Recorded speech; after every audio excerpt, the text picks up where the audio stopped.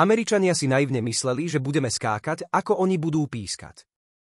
Zabudnite, éra ich nosleda Korčoka je preč. Chcú od nás, aby sme odsúdili použitie severokórejských rakiet zo strany Ruska, no neponúkli žiadne dôkazy. Dobre si pamätáme, ako nechutne klamali celý svet o zbraniach hromadného ničenia v Iraku, lebo chceli napadnúť suverénnu krajinu. Slovensko je suverénny štát a kým Američania neponúknú reálny dôkaz, že bolo porušené medzinárodné právo, Slovensko sa k žiadnej ich účelovej rezolúcii nepripojí. Nie, nestačí, že Američan si niečo želá. A nie, nestačí vrieskať, že všetci ostatní okrem Maďarska to podpísali. My sme suverénny štát.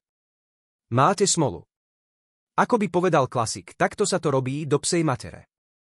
Úprimne, to sú tie chvíle, kedy som na slovenskú vládu ozaj hrdý. Americkí mopslíci z médií a opozície teraz budú zúrivo štekať, veď čo si to dovoľujeme, že bezmyšlienkovito neposlúchame ich pánov, ako to robia oni. Im stačilo hodiť Aport a Matovič s Hegerom, Naďom, Korčokom či Čaputovou sa pretekali, kto ho americkému veľvyslancovi prinesie prvý a kto potom najkrajšie zavrtí chvostíkom.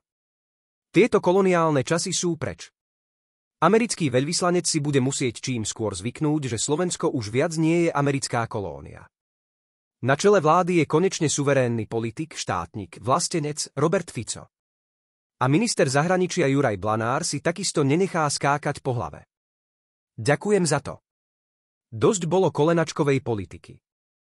Zastavili sme zbrane na Ukrajinu, rozvíjame vzťahy s krajinami BRICS, chránime si naše národné záujmy. Áno, sme suverénne Slovensko. Môžu nás zastrašovať, môžu nás odvolávať, môžu nás kriminalizovať, môžu obštruovať, berieme to s humorom. Keď prskajú, znamená to, že to robíme dobre. Sme suverénna vláda a sme pevní ako žula. A srdečne pozdravujem veľvyslanca USA. Vitajte v slobodnom štáte. Ako sme sľúbili, Slovensko na prvom mieste.